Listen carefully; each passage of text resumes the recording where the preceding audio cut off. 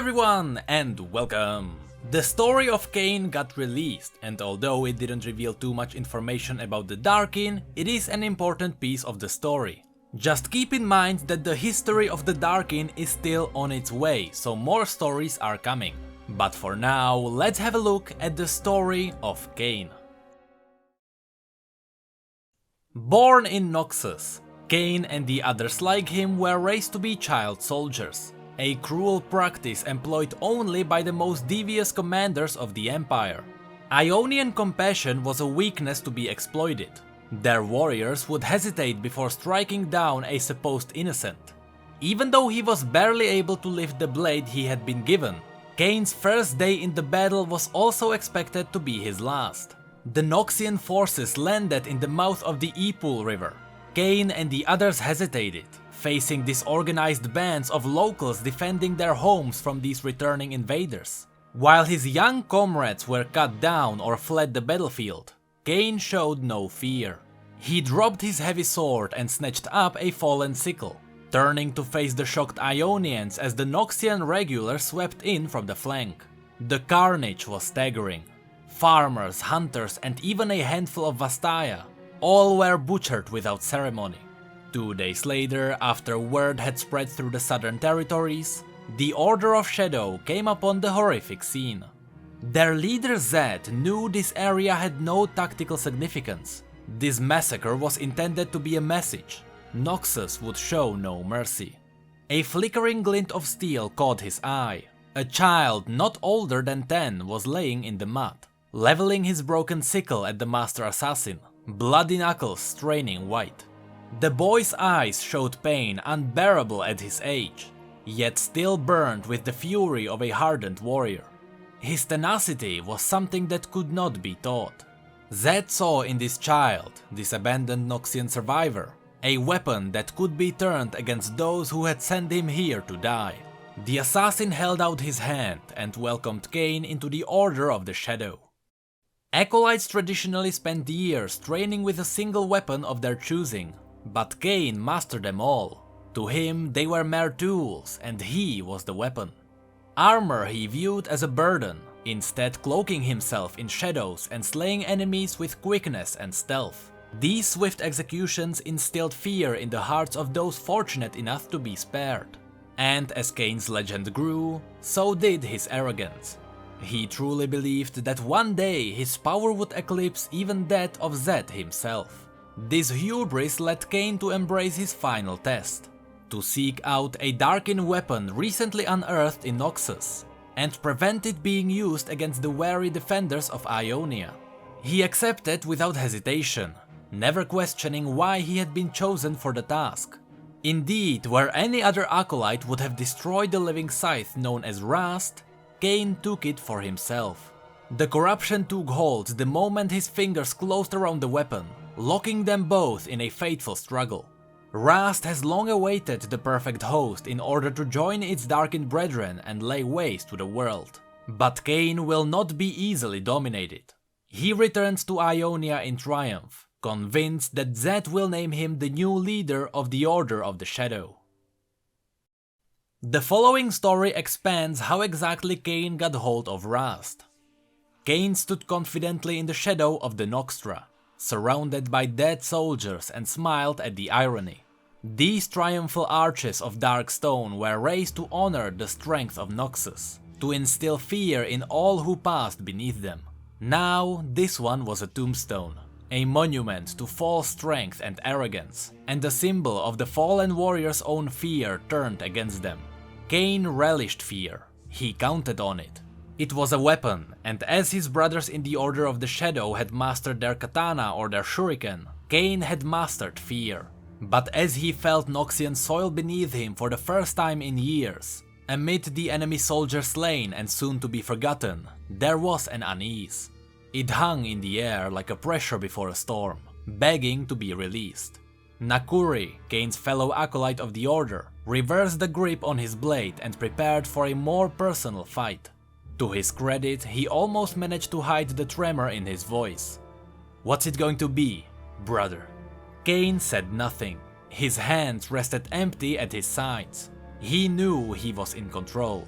Even so, he felt a flickering sense of déjà vu, like something out of a dream.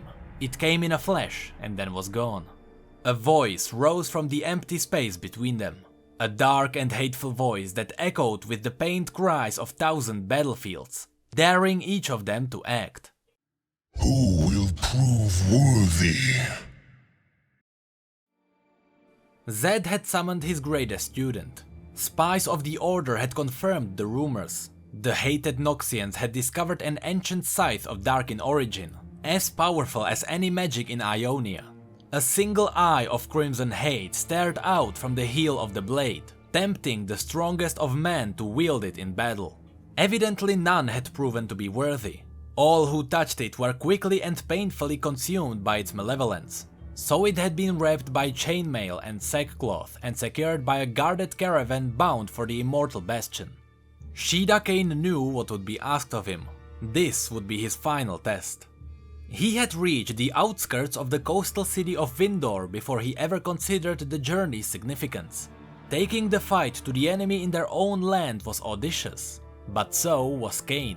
There was no other who could match his talents, none to whom Zed would entrust the fate of Ionia, and so there could be no doubt.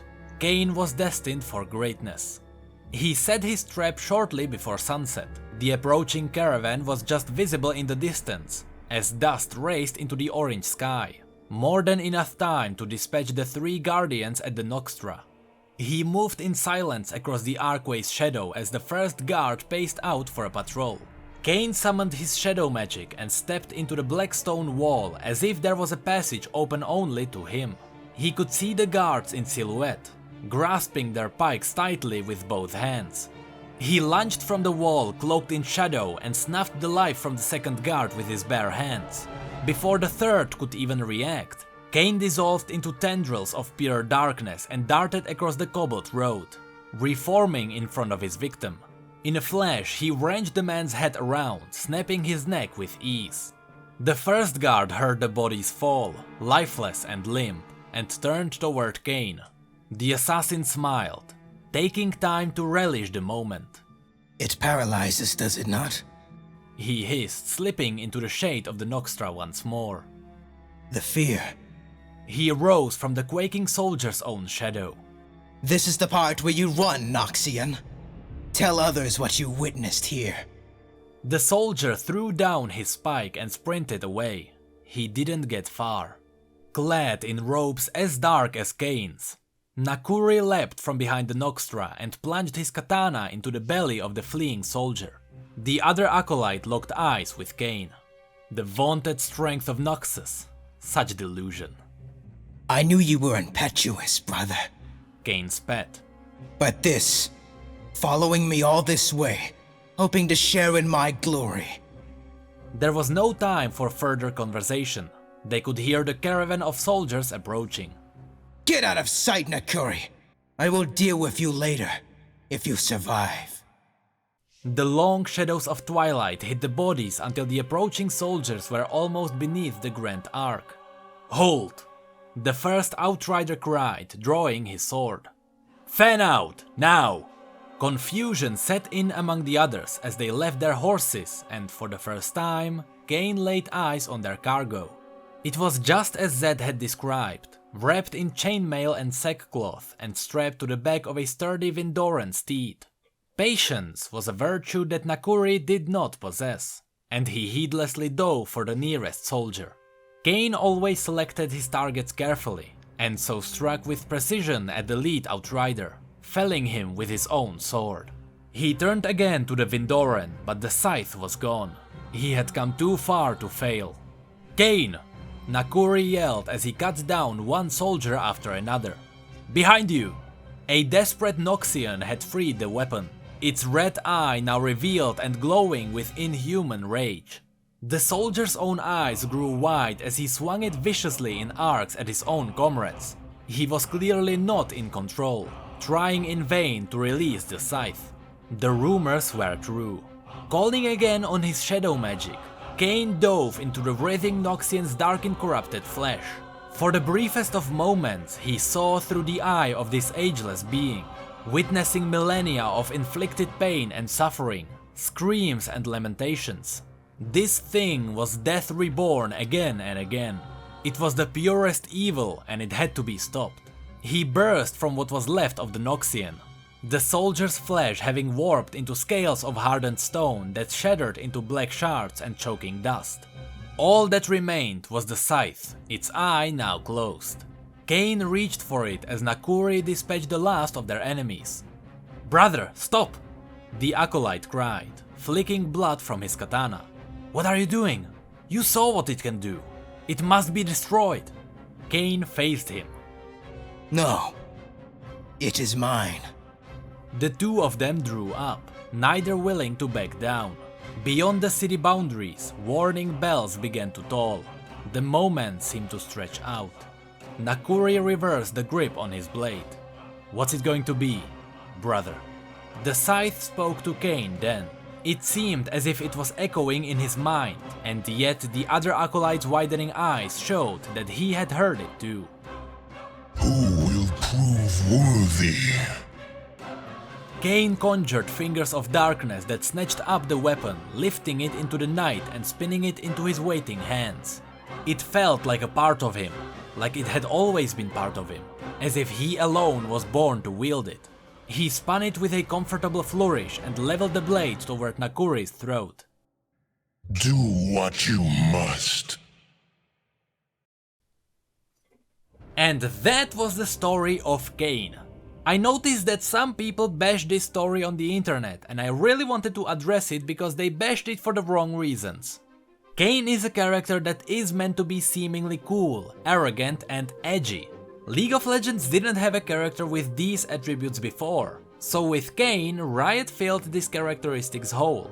If you feel like Kayn is too edgy and too much inspired by anime, that is because he was meant to be. It was even confirmed that Sasuke was one of the inspirations for him. As far as Rhaast goes, there will be some stories in the future explaining him and the other Darkin as well. A little bird told me that the Darkin history may arrive later this year.